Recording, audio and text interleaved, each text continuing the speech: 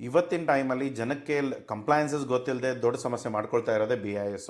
So ಇವತ್ತಿನ ಟೈಮಲ್ಲಿ ನಾನು ಹೇಳ್ತಾ ಇರೋದೇನಂತಂದರೆ, ನೀವು ಯಾವುದೇ ಮೆಟೀರಿಯಲ್ಗಳನ್ನ, ಟಾಯ್ಸ್ ಇರ್ಬೋದು, ಸ್ಟೀಲ್ಸ್ ಇರ್ಬೋದು, ಸಿಮೆಂಟ್ ಇರ್ಬೋದು, ಯಾವುದೇ ಥರದ ಇಂಡಿಯನ್ ಸ್ಟ್ಯಾಂಡರ್ಡ್ಸ್ ಕ್ಯಾಟಗರಿಯಲ್ಲಿ ಲಿಸ್ಟೆಡ್ ಇದೆಯೋ ಆ ಯಾವುದೇ ಮೆಟೀರಿಯಲ್ಗಳನ್ನ ಒಂದ್ಸರಿ ಕಂಪ್ಲೈನ್ಸಸ್ನ ಚೆಕ್ ಮಾಡ್ಕೊಳ್ಳಿ.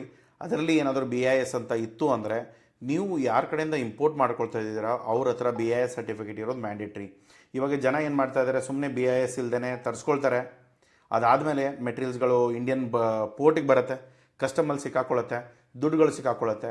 ಆಮೇಲೆ ಲಂಚ ಇರ್ಬೋದು, ಅಥವಾ ಯಾರೋ ಏನೋ ಸರ್ ಇದು ಇಷ್ಟು ಕೊಟ್ಬಿಟ್ರೆ ಆಗಿಬಿಡುತ್ತೆ, ಅಷ್ಟು ಕೊಟ್ಟರೆ ಆಗಿಬಿಡುತ್ತೆ ಅಂತ ಹೇಳ್ತಾರೆ. ಆ ಮೆಟೀರಿಯಲ್ಗಳು ಬರಲ್ಲ, ದುಡ್ಡು ಹೋಗಿರೋದು ಹೋಗಿಬಿಡುತ್ತೆ. ಯಾಕೆಂದರೆ ಕ್ಯಾಶಲ್ಲಿ ಆಬ್ವಿಯಸ್ಲಿ ಏನೂ ಡಾಕ್ಯುಮೆಂಟ್ಸ್ ಇರಲ್ಲ. ಸೊ ಈ ಥರದ ಸಮಸ್ಯೆಗಳು ತುಂಬ ಆಗ್ತಾಯಿದೆ. ಸೊ ಅದಕ್ಕೆ ದಯಮಾಡಿ ನೀವೇನಾದರೂ ತರಿಸ್ಕೊಳ್ತಾ ಇದ್ದರೆ ದಯಮಾಡಿ ಸರ್ಟಿಫಿಕೇಟ್ಗಳನ್ನ ಚೆಕ್ ಮಾಡ್ಕೊಳ್ಳಿ.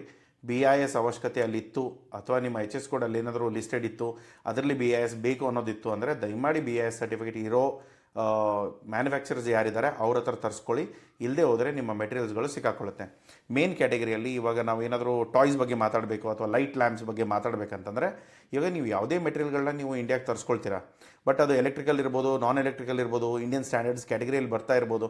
ಸೊ ಆ ಥರ ಪ್ರಾಡಕ್ಟ್ಗಳು ಬಂದಾಗ ಒಂದು BIS ಇಲ್ಲದೆ ಇರೋದ್ರಿಂದ ನಿಮ್ಮ ಮೆಟೀರಿಯಲ್ಸ್ಗಳಂತೂ ಒಬ್ವಿಯಸ್ಲಿ ಸಿಕ್ಕಾಕೊಳ್ಳುತ್ತೆ ಕಸ್ಟಮ್ಸಲ್ಲಿ. ಅದಾದಮೇಲೆ ಮೇಯ್ನಾಗಿ ನಿಮ್ಮ ಪ್ರಾಡಕ್ಟ್ನ ಒಂದು ಡಿಟೈನ್ ಆಗುತ್ತೆ, ಇಲ್ಲಾಂದರೆ ಪೆನಲ್ಟಿ ಬೀಳುತ್ತೆ. ಅದಾದಮೇಲೆ ಏನಾದರೂ ಅಡ್ಜಸ್ಟ್ಮೆಂಟ್ ಮಾಡಿಬಿಟ್ಟು ಯಾರೋ ಏನೋ ಕೊಡಿಸ್ತೇನೆ, ಅದು ಮಾಡ್ತೇನೆ, ಇದನ್ನು ಮಾಡ್ತೇನೆ ಅಂದರೆ ಮಾಡ್ಬೋದು. ಬಟ್ 100% BIS ಇಲ್ಲದೆ ಮೆಟೀರಿಯಲ್ಗಳು ಇಂಡಿಯನ್ ಬಾರ್ಡರ್ಸಿಗೆ ಬರೋಕ್ಕೆ ಸಾಧ್ಯ ಇಲ್ಲ ಲೀಗಲ್ ವೇಯಲ್ಲಿ. ಯಾರೋ ಏನಾದರೂ ಸೆಟ್ಟಿಂಗ್ ಮಾಡಿಬಿಟ್ಟು ಏನಾದರೂ ಮಾಡಿಸ್ಕೊಡ್ತೇನೆ ಅಂದರೆ ನಿಮ್ಮ ಇಷ್ಟ. ಅದನ್ನೇನಾದರೂ ನೀವು ಎನ್ಕರೇಜ್ ಮಾಡೋದಾದರೆ ಮಾಡಿ, ತರಿಸ್ಕೊಳ್ಳಿ, ಬಿಡಿಸ್ಕೊಳ್ಳಿ, ನಿಮ್ಮ ಮೆಟೀರಿಯಲ್ಗಳನ್ನ ನೋಡ್ಕೊಳ್ಳಿ. ಇಲ್ಲಾಂದರೆ ನಾರ್ಮಲಿ ಏನು ಅಂತಂದರೆ, BIS ಯಾರಾದರೂ ಮ್ಯಾನುಫ್ಯಾಕ್ಚರ್ ಇದ್ದಾರೆ ಚೈನಾದಲ್ಲಿ, ಅವ್ರ ಕಡೆಯಿಂದ ನಾವು ಮೆಟೀರಿಯಲ್ಗಳನ್ನ ತರಿಸ್ಕೊಳ್ತಾ ಇದ್ದೇವೆ, ಅವ್ರಿಗೆ ಬೇಕಂದರೆ BIS ನೀವೇ ಫಂಡ್ ಮಾಡಿ. ಆಲ್ಮೋಸ್ಟ್ 3ರಿಂದ 4 ತಿಂಗಳು ಈ ಪ್ರೊಸೀಜರ್ಸಲ್ಲಿ ಹೋಗುತ್ತೆ BIS ಸರ್ಟಿಫಿಕೇಟ್ ತೊಗೊಳಕ್ಕೆ. ಅದರಲ್ಲಿ ಮತ್ತೆ ಅವ್ರ ಫ್ಯಾಕ್ಟ್ರಿ ವಿಸಿಟ್ ಆಗುತ್ತೆ, ಅವ್ರ ಫ್ಯಾಕ್ಟ್ರಿ ಆಡಿಟ್ ಆಗುತ್ತೆ. ಅದಾದಮೇಲೆ ಪ್ರಾಡಕ್ಟ್ಸ್ ಲಿಸ್ಟ್ ಏನುಗಳಿದೆಯಲ್ಲ, ಸೊ ಅವ್ರ ಪ್ರಾಡಕ್ಟ್ ಲಿಸ್ಟ್ ಏನೆಲ್ಲ ಇದೆ ಅದನ್ನೆಲ್ಲವೂ ಲಿಸ್ಟ್ ಆಗುತ್ತೆ. ಅದಾದಮೇಲೆ ಅವ್ರ ಕಡೆಯಿಂದ ನೀವು ಪ್ರಾಡಕ್ಟ್ಸ್ಗಳನ್ನ ತರಿಸ್ಕೊಳ್ಬೋದು. ಸೊ ಇಲ್ಲಿ BIS ವೆಬ್ಸೈಟಲ್ಲೂ ಕೂಡ ನೀವು ಬೇಕಾಗಿರೋ ಕಂಟ್ರಿಗಳನ್ನ ಸೆಲೆಕ್ಟ್ ಮಾಡ್ಕೊಳ್ಳಿ. ಸೊ ಸೆಲೆಕ್ಟ್ ಮಾಡಿಕೊಂಡು ನೀವು ಯಾವ ಸ್ಟ್ಯಾಂಡರ್ಡ್ಸ್ನ ಪ್ರಾಡಕ್ಟ್ಗಳನ್ನ ನೀವು ತರಿಸ್ಕೊಳ್ಬೇಕು ಅಂದ್ಕೊಳ್ತಾ ಇದ್ದೀರೋ ಆ ಪ್ರಾಡಕ್ಟ್ಸ್ಗಳದ್ದು ಸ್ಟ್ಯಾಂಡರ್ಡ್ ಕೋಡ್ ಏನಿದೆ ಅದನ್ನು ಸರ್ಚ್ ಮಾಡಿದರೆ ನಿಮಗೆ ಅಲ್ಲಿ ಲೀಸ್ಟ್ ಆಗಿರೋ ಎಲ್ಲ ಪ್ರಾಡಕ್ಟ್ಸ್ಗಳು ಸಿಗುತ್ತೆ. ಸೊ ಇಲ್ಲಿ ನಾನು ಎಕ್ಸಾಂಪಲ್ ತೋರಿಸ್ತಾ ಇದ್ದೇನೆ, ನಿಮ್ಗೆ ಯಾವ ಸ್ಟ್ಯಾಂಡರ್ಡ್ ಇದೆ ಅದನ್ನು ಚೆಕ್ ಮಾಡ್ಕೊಳ್ಳಿ. ಇವಾಗ ಆಲ್ಮೋಸ್ಟ್ ಇಲ್ಲಿ 262 ಕಂಪ್ನೀಸ್ಗಳು ರಿಜಿಸ್ಟರ್ ಇದೆ. ಸೊ ಚೈನಾದಲ್ಲಿ ಇರೋದು ಇಷ್ಟೇ ಕಂಪ್ನಿಗಳಲ್ಲ, ಬಟ್ BIS ಅಲ್ಲಿ ರಿಜಿಸ್ಟರ್ ಆಗಿರೋದು ಇಷ್ಟೇ ಕಂಪ್ನಿಗಳು. ಸೊ ಹಾಗಾಗಿ ನೀವು ನೋಡ್ಕೋಬೇಕಾಗತ್ತೆ. BIS ತುಂಬ ಕಡಿಮೆ ಕಂಪ್ನೀಸ್ಗಳು ರಿಜಿಸ್ಟರ್ ಆಗಿದ್ದಾರೆ. ಆದರೆ ರಿಜಿಸ್ಟರ್ ಆಗಿರೋ ಕಂಪ್ನಿಗಳ ಹತ್ರ ನೀವೇನಾದರೂ ಈಗ ನೋಡಿ ಎಲೆಕ್ಟ್ರಿಕಲ್ ಅಪ್ಲಯನ್ಸಸ್ ಇರ್ಬೋದು, ಇಲ್ಲೆಲ್ಲ ತುಂಬ ಐರನ್ ಆ್ಯಂಡ್ ಸ್ಟೀಲ್ ಇದೆ, ತುಂಬ ವಿಷಯಗಳಿದೆ. ಸೊ ಏನಾಗುತ್ತೆ ಸಮಸ್ಯೆ ಏನು ಅಂತಂದರೆ, ಇವಾಗ ತುಂಬ ಜನ ಲೋಕಲಲ್ಲಿ ಡೀಲ್ ಮಾಡ್ತಾ ಇರೋರು, BIS ಮಾಡಿಸ್ಕೊಳ್ದೇ ಇರೋರು, ಈಗ ಅವರೆಲ್ಲ ನೀವು ಪ್ರಾಡಕ್ಟ್ಗಳನ್ನ ನೀವು ಇಂಡಿಯಾಗೆ ತಂದು ಅಮೆಝಾನಲ್ಲಿ ನಾನು ಮಾರ್ತೇನೆ, ಇಲ್ಲಿ ಮಾರ್ತೇನೆ, ಅಲ್ಲಿ ಮಾರ್ತೇನೆ ಅಂದರೆ BIS ಇಲ್ಲದೆ ನೀವು ಮಾರೋ ಹಾಗಿಲ್ಲ. ಸೊ ನಿಮ್ಮ ಮೆಟೀರಿಯಲ್ಗಳು ಸಿಕ್ಕಾಕೊಳ್ಳುತ್ತೆ. ಒಂದನೇದು. ಎರಡನೇದು, ನೀವು ಅಮೆಝಾನಲ್ಲಿ ಲೀಸ್ಟ್ ಮಾಡೋ ಹಾಗಿಲ್ಲ. ಇವತ್ತಿನ ಟೈಮಲ್ಲಿ BIS ಕಂಪಲ್ಸರಿ ಆಗಿದೆ. ಸೊ ನೀವೇನು ಮಾಡ್ಬೋದು ಅಂದರೆ, ನಿಮ್ಮ ದುಡ್ಡು ಹಾಕ್ಕೊಂಡು ನೀವು ಸ್ಪಾನ್ಸರ್ ಮಾಡಿ ಚೈನೀಸ್ ಫ್ಯಾಕ್ಟ್ರಿದೇನಿದೆ ಅವ್ರು BIS ಮಾಡಿಸ್ಕೊಳ್ಳಿ. ಅವ್ರು ಮಾಡಿಸ್ಕೊಟ್ಟ ಮೇಲೆ ಅವ್ರ ಹತ್ರ ಅಗ್ರಿಮೆಂಟಲ್ಲಿ ನೀವು ನಿಮ್ಮನ್ನು ಹೊರತಾಗಿ ಅವರು ಬೇರೆ ಯಾರ ಜೊತೆನೂ ಡೈರೆಕ್ಟ್ಲಿ ಎಕ್ಸ್ಪೋರ್ಟ್ ಮಾಡೋ ಹಾಗಿಲ್ಲ. ಅದನ್ನು ಬರ್ಕೊಂಡ್ರೆ ನೀವು ಇಂಡಿಯಾದ ಬಿಸ್ನೆಸ್ಗಳನ್ನ ಕಂಪ್ಲೀಟಾಗಿ ಡಾಮಿನೇಟ್ ಮಾಡ್ಬೋದು. ಅದು ಒಂದು ಆಪ್ಷನ್ ನಿಮಗಿದೆ. ಆದರೆ ಮಿನಿಮಮ್ ಕ್ಯಾಪಿಟಲ್ ಬಂದು ಈ ಟಾಯ್ ಕ್ಯಾಟಗರಿಯಲ್ಲಾದರೆ 6ರಿಂದ 8 ಲಕ್ಷ ಹೋಗುತ್ತೆ. ಅದ್ರ ಜೊತೆಗೆ ಒಂದು 4ರಿಂದ 6 ತಿಂಗಳುಗಳು ಹೋಗುತ್ತೆ. ಸೊ ಈ ಗ್ಯಾಪಲ್ಲಿ ಒಂದು ಫ್ಯಾಕ್ಟ್ರಿ, ಆಮೇಲೆ BIS ಸರ್ಟಿಫಿಕೇಟ್ ನೀವೇನಾದರೂ ಅಪ್ಲೈ ಮಾಡ್ತೀನಿ ಅಂದರೆ ಒಂದು ಫ್ಯಾಕ್ಟ್ರಿಗಳಿಗೆ ಮಾತ್ರ ಇರುತ್ತೆ. ನೀವು ಒಂದೇ BIS ತೊಗೊಂಡು ಎಲ್ಲ ಫ್ಯಾಕ್ಟ್ರಿಗಳಿಗೆ ಅಥವಾ ಯಾರ್ದೋ BIS ಇರುತ್ತೆ ಅವ್ರದ್ರಲ್ಲಿ ನಾನು ಇಂಪೋರ್ಟ್ ಮಾಡ್ಕೊಳ್ತೇನೆ, ಆ ಥರದ್ದು ಯಾವುದೂ ಸರ್ಕಸ್ ಮಾಡೋಕ್ಕೆ ಹೋಗ್ಬಿಡಿ. ದುಡ್ಡುಗಳು ಹಾಳಾಗುತ್ತೆ. ದುಡ್ಡುಗಳು ಸಿಕ್ಕಾಕೊಳ್ತು, ಕಸ್ಟಮಲ್ಲಿ ಕ್ಲಿಯರ್ ಆಗಲಿಲ್ಲ ಅಂದರೆ ನಿಮ್ಮ ಮೆಟೀರಿಯಲ್ಗಳು ಏನೇ ಕ್ಯಾಪಿಟಲ್ ಹಾಕಿದರೆ ಅದೆಲ್ಲ ಹೊರಟು ಹೋಗುತ್ತೆ. ಯಾಕೆಂದರೆ ಇವರೆಲ್ಲ ಏನು ಮಾಡ್ತಾರೆ ಗೊತ್ತಾ, ಇವ್ರ ಹತ್ರ BIS ಇಲ್ಲ ಅಂದರೆ ಅವ್ರ ಮೆಟೀರಿಯಲ್ ನೀವು ಕೇಳಿರ್ತೀರ, ಅವ್ರು ದುಡ್ಡು ಕೊಡ್ತೀರಾ, ಅವ್ರ ಮೆಟೀರಿಯಲ್ಗಳನ್ನ ಕಳಿಸ್ಕೊಡ್ತಾರೆ. ಆದರೆ ಮೆಟೀರಿಯಲ್ಗಳು ಇಲ್ಲಿ ಕಸ್ಟಮ್ ಕ್ಲಿಯರ್ ಆಗದೇ ಇದ್ದಾಗ ಆ ಸಮಸ್ಯೆ ನಿಮಗೆ ಬರುತ್ತೆ. ಅದನ್ನು ಯೋಚನೆ ಮಾಡ್ಕೊಳ್ಳಿ. ಸೊ ಅದಕ್ಕೆ ಒಂದು ನೀವೇ ಫಂಡ್ ಮಾಡಿ BIS ಕೊಡಿಸಿ ಅವ್ರ ಹತ್ರ ಅಗ್ರಿಮೆಂಟ್ ಮಾಡಿಕೊಂಡು ನಿಮ್ಮ ಥ್ರೂನೇ ಅವರು ಇನ್ಮೇಲೆ ಎಕ್ಸ್ಪೋರ್ಟ್ ಮಾಡೋ ಹಾಗೆ ಮಾಡ್ಕೊಳ್ಳಿ. ಒಂದನೇದು. ಎರಡನೇದು ಬಂದು ಇವರು BIS ಅವ್ರ ಹತ್ರ ಇಲ್ಲ ಅಂದರೆ ಯಾರ ಹತ್ರ BIS ಇದೆ ಅವ್ರ ಜೊತೆ ಕೆಲಸ ಮಾಡಿ. ಸಮಸ್ಯೆನೂ ಇರಲ್ಲ, ದುಡ್ಡು ಸಿಕ್ಕಾಕೊಳ್ಳಲ್ಲ, ನಿಮಗೇನು ಟೈಮು ಕಾಯುವಂಥ ಅವಶ್ಯಕತೆ ಇಲ್ಲ. ಯಾಕಂದರೆ ಆಲ್ರೆಡಿ ಅವ್ರ ಹತ್ರ BIS ಇದೆ. ಮಾತಾಡಿ, ಸರ್ ನಮಗೆ ಮೆಟೀರಿಯಲ್ ಬೇಕು, ಹಾಂ ಕೊಡ್ತೇವೆ, ಸರಿ ಕೊಡ್ತೇವೆ ತೊಗೊಳ್ಳಿ.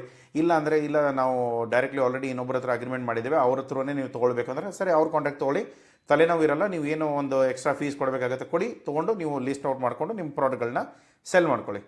ಇನ್ನೊಂದು ಬಂದು ಈ ಫ್ಯಾಕ್ಟ್ರಿ ಅಪ್ಲೈಸ್ ಏನಿದೆಯಲ್ಲ, ಸೊ ತುಂಬ ಸರಿ ಏನಾಗ್ಬಿಡುತ್ತೆ ಸಮಸ್ಯೆಗಳಂದರೆ, ಆ ಫ್ಯಾಕ್ಟ್ರಿಗಳಲ್ಲಿ ಯಾರೂ ಸಪ್ಲೈಯರ್ ರಿಜಿಸ್ಟ್ರೇ ಇರಲ್ಲ.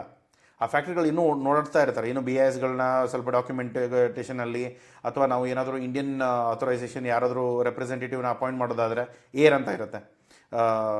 ಆವಾಗ ಏನಾಗುತ್ತೆ, ಈ ಥರದ ಜನ ಇದು ಸಿಕ್ಕಾಗ ನಿಮ್ಗೆ ಏನಾದರೂ ಆಪರ್ಚುನಿಟಿ ಇತ್ತು ಅಂದರೆ ಅಗ್ರಿಮೆಂಟ್ ಮಾಡಿಕೊಂಡು ನೀವು ಆಟೋಮೆಟಿಕ್ಲಿ ಅದನ್ನು ತೊಗೊಳ್ಬೋದು. ನೀವು ಇದನ್ನೆಲ್ಲ ಬಿಟ್ಟರೆ ಬಿ ಐ ಎಸ್ ಇಲ್ಲದೆ ಇಲ್ಲಿಗಲಾಗಿ ಇಂಪೋರ್ಟ್ ಮಾಡೋದು, ಕಾರ್ಗೋ ಡಿಟೆನ್ಷನ್ಗೆ ಹೋಗೋದು, ಡ್ಯಾಮೇಜ್ ಚಾರ್ಜಸ್ಗಳನ್ನ ಪೇ ಮಾಡೋದು, ಅಥವಾ ಸ್ಟೋರೇಜ್ ತೊಗೊಂಡು ಅಲ್ಲಿ ನಿಮ್ಮ ಮೆಟೀರಿಯಲ್ಗಳನ್ನ ಬಿ ಐ ಎಸ್ ಬರೋವರೆಗೂ ಅಲ್ಲಿ ಇಡೋದು, ಅಥವಾ ನೀವು ನಿಮ್ಮ ಐ ಸಿ ಕೋಡ್ನ ಬ್ಲ್ಯಾಕ್ ಲಿಸ್ಟ್ ಮಾಡ್ಕೊಳ್ಳೋದು, ಇದೆಲ್ಲ ಸಮಸ್ಯೆಗಳ ಬೇಡ ಅಂತಂದರೆ ಕರೆಕ್ಟಾಗಿ ಬಿ ಐ ಎಸ್ಗೆ ಇತ್ತಂದರೆ ಇಸ್ಕೊಂಡು ಮೆಟೀರಿಯಲ್ಗಳನ್ನ ತರಿಸ್ಕೊಳ್ಳಿ. ಇಲ್ಲದೆ ಹೋದರೆ ಯಾವುದೇ ಥರದ ಎಲೆಕ್ಟ್ರಿಕಲ್ ಐಟಮ್ಸ್, ಎಸ್ಪೆಷಲಿ ತುಂಬ ಜನ ಮೋಟರ್ಸ್ಗಳನ್ನ ತರಿಸ್ಕೊಳ್ತಾ ಇದ್ದಾರೆ, ಇಂಡಕ್ಷನ್ ಮೋಟರ್ಸ್ ಇದೆ, ಟಾಯ್ಸ್ ಇದೆ, ಸ್ಟೀಲ್ಸ್ ಇದೆ, ಸಿಮೆಂಟ್ಸ್ ಇದೆ.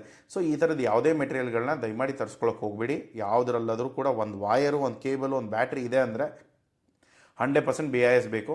ಆ ಕ್ಯಾಟಗರಿನ ಚೆಕ್ ಮಾಡ್ಕೊಳ್ಳಿ. ಅದೇನಾದರೂ ಬಿ ಐ ಎಸ್ ಸ್ಟ್ಯಾಂಡರ್ಡಲ್ಲಿ ಬರುತ್ತೆ ಅನ್ನೋದಾದರೆ ದಯಮಾಡಿ ನಿಮ್ಮ ಮ್ಯಾನುಫ್ಯಾಕ್ಚರ್ ಹತ್ರ ಕೇಳಿ ಬಿ ಐ ಎಸ್ ಇದೆ ಅಂದರೆ ತರಿಸ್ಕೊಳ್ಳಿ. ಇಲ್ಲ ಅಂದರೆ ದಯಮಾಡಿ ತರಿಸ್ಕೊಳ್ಳೋಕೆ ಹೋಗಬೇಡಿ. ಬೇರೆ ಯಾವುದೇ ದಾರಿಯಿಂದನೂ ಈ ಮೆಟೀರಿಯಲ್ಗಳು ಇಂಡಿಯನ್ ಬಾರ್ಡರ್ಸ್ ಒಳಗಡೆ ಬರೋಕ್ಕೆ ಸಾಧ್ಯ ಇಲ್ಲ.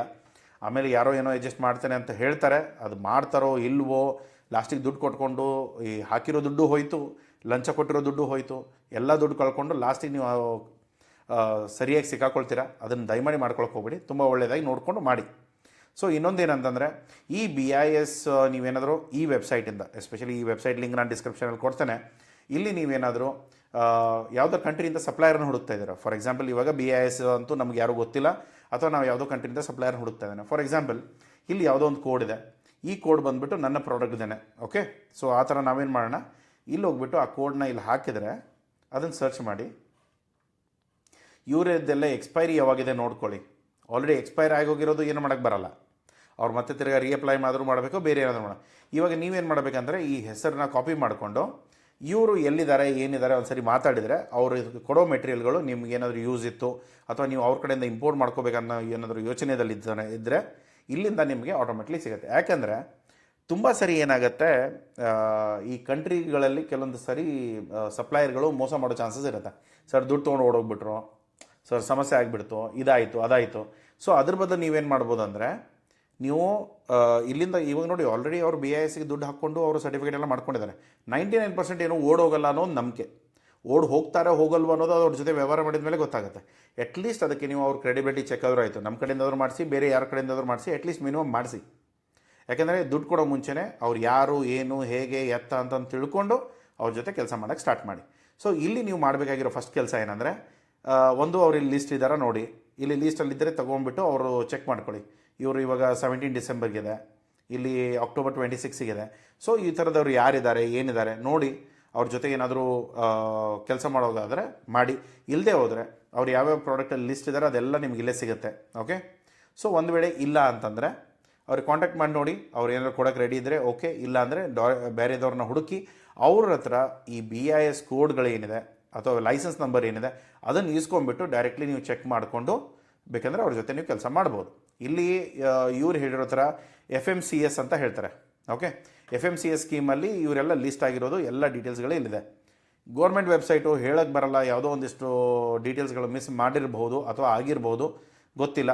ಸೊ ಹಾಗಿದ್ದಾಗ ಡೈರೆಕ್ಟಾಗಿ ಬಂದು ಅವ್ರ BIS ಅಥವಾ ಲೈಸೆನ್ಸ್ ನಂಬರ್ ಏನಿದೆ ಅದನ್ನು ಚೆಕ್ ಮಾಡಿಕೊಂಡು ವೆರಿಫೈ ಮಾಡಿಕೊಂಡ್ರೆ ನೀವು ಆರಾಮಾಗಿ ಆ ಮೆಟೀರಿಯಲ್ಗಳನ್ನ ಇಂಪೋರ್ಟ್ ಮಾಡ್ಕೊಳ್ಬೋದು.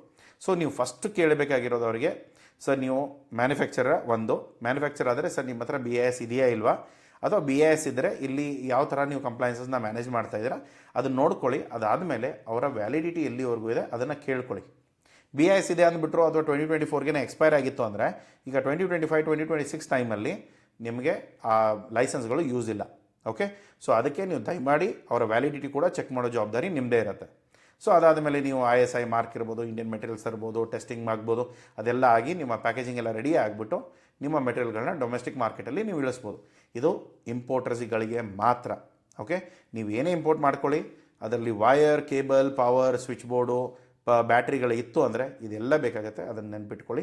ಇದರಲ್ಲಿ ಯಾವುದೇ ಥರದ ಸಮಸ್ಯೆಗಳನ್ನ ದಯಮಾಡಿ ಮಾಡ್ಕೊಳಕ್ಕೆ ಹೋಗ್ಬೇಡಿ. ತುಂಬ ಜನ ಕಾಲ್ ಮಾಡಿಬಿಟ್ಟು ಒಂದೇ ಕೇಳ್ತಾ ಇರೋದು, ಸರ್ BIS ಆಲ್ರೆಡಿ ನಮ್ಮ ಕಂಟೈನರ್ ಬಂದುಬಿಟ್ಟಿದೆ, ನಮ್ಮ ಮೋಟ್ರ್ ಅಲ್ಲಿ ಸಿಕ್ಕಾಕೊಂಡಿದೆ, ನಮ್ಮ ಫ್ಯಾಕ್ಟ್ರಿ ಟೇಬಲ್ಸ್ಗಳನ್ನ ತರಿಸ್ಕೊಂಡಿದ್ವಿ ಅದು ಸಿಕ್ಕಾಕೊಂಡಿದೆ, ಸರ್ ನಾವು ಟಾಯ್ಸ್ಗಳನ್ನ ತರಿಸ್ಕೊಂಡ್ವಿ ಅದು ಸಿಕ್ಕಾಕೊಂಡಿದೆ. ಸೊ ಇದೆಲ್ಲ ಸಿಕ್ಕಾಕಿಸ್ಕೊಳ್ಳೋ ಬದಲು ನೀವು ದಯಮಾಡಿ ನೀಟಾಗಿ ನೋಡಿಕೊಂಡು ಪ್ಲ್ಯಾನ್ ಮಾಡ್ಕೊಳ್ಳಿ. ಫಸ್ಟು BIS, ಸೆಕೆಂಡ್ ಬರೋದು ಫ್ಯಾಕ್ಟ್ರಿ ಅವ್ರದ್ದು ಲಾಕ್ ಇದೆಯಾ ಇಲ್ವಾ ನೋಡ್ಕೊಳ್ಳಿ. ಸೆಕೆಂಡ್ ಬರೋದು ಅವ್ರ ಹತ್ರ ಪ್ರಾಡಕ್ಟ್ ಯಾವುದಿದೆ ಅದರಲ್ಲಿ ಲಿಸ್ಟೆಡ್ ಇದೆಯಾ ಇಲ್ವಾ ಅದನ್ನು ನೋಡ್ಕೊಳ್ಳಿ. ಅದಾದಮೇಲೆ ISI ಮಾರ್ಕು, ಅದಾದಮೇಲೆ ಡೈರೆಕ್ಟ್ ಶಿಪ್ಮೆಂಟ್ಗಳನ್ನ ನೀವು ಮಾಡಿಸ್ಕೊಳ್ಬೋದು. ಓಕೆ, ಇದರಲ್ಲಿ ಏನೇ ಡೌಟ್ ಇದ್ದರೂ ಕೂಡ ಕಮೆಂಟ್ ಬಾಕ್ಸ್ ಯೂಸ್ ಮಾಡ್ಕೊಳ್ಳಿ. ಪೇಯ್ಡ್ ಕನ್ಸಲ್ಟೇಷನ್ ಬೇಕು ಅಂದರೆ ಕನ್ಸಲ್ಟೇಷನ್ ಲಿಂಕ್ ಇರುತ್ತೆ, ಕನ್ಸಲ್ಟೇಷನ್ ಬುಕ್ ಮಾಡ್ಕೊಳ್ಳಿ. ಸಿಗೋಣ ಮುಂದಿನ ವೀಡಿಯೋದಲ್ಲಿ. ಟಿಲ್ ದೆನ್ ಟೇಕ್ ಕೇರ್, ಬಾಯ್. ಸಬ್ಸ್ಕ್ರೈಬ್ ಮಾಡೋದು ಮರಿಬೇಡಿ.